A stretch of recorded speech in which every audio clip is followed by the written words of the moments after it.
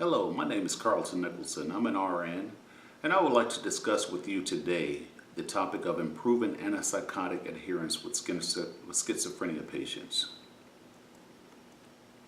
So the PICO question that I focused on is, in patients diagnosed with schizophrenia, how do support service interventions focus on medication adherence compared to no support service intervention focused on medication adherence affect improvement in medication adherence within 4 months? So healthcare problems selected for review is that poor adherence to antipsychotic medication is prevalent with patients diagnosed with schizophrenia. Also, poor adherence often results in a myriad of unfortunate situations with these patients. It also not only affects the patient, but it also affects family members, friends, and other members of the support system for this patient.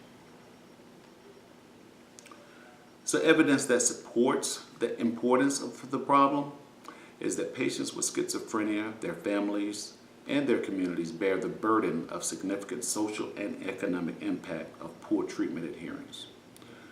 Also, it affects about 1% of the world's population, which turns out to be about 2.4 million Americans, according to the NIH.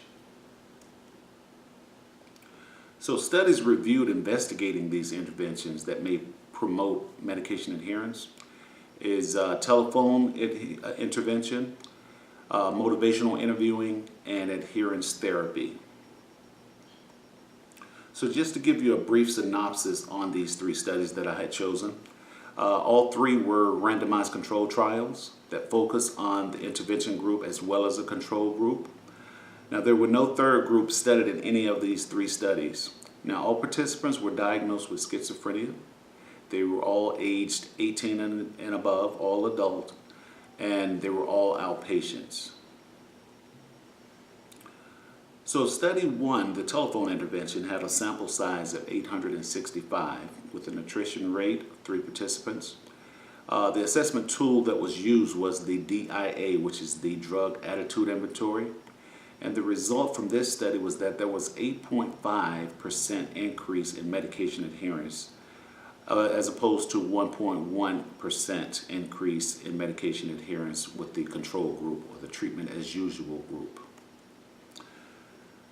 Sample 2 had 114 participants. What stood out was that there was excellent inter-rater reliability, which was 95 to 100% in agreement. The assessment tool used in this study was the ARS, which is the Adherence Rating Scale. Now, this study resulted in significant improvement with the adherent therapy group, as opposed to no significant improvement with the treatment as usual group or the control group. Now, the third study only had 26 participants, and the assessment tool that was used in this study was the PEDIT, or the Personal Evaluation of Transition and Treatments tool. Now, there was no statistical difference in medication adherence between the 2 groups as far as the treatment group and the treatment as usual group goes. However, 66% of the participants stated that they understood more about their meds, so it was not a total loss as far as effectiveness goes. So the participants actually learned something. They actually liked the study, actually. So it turned out to be a good study after all. Synthesizing the body of literature that could be used to support improved nursing practices, prompting adherence via telephone intervention has proved to be effective. Also, motivational interviewing was effective as well. It was a helpful tool to increase antipsychotic adherence. Adherence therapy, however, wasn't clinically significant or statistically significant, but there was some positives that came out of that study. So in the environment that I would choose with this type of practice is the outpatient mental health clinic. It serves as the perfect environment for improving medication adherence with the patients.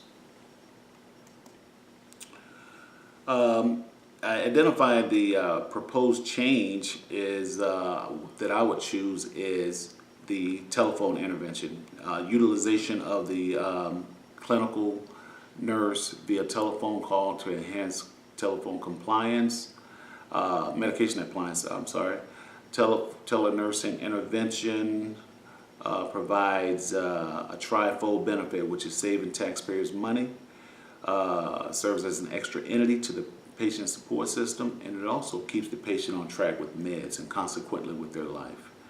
I thank you for your time. I hope this served as an educational tool and increase your knowledge on medication adherence with schizophrenia patients.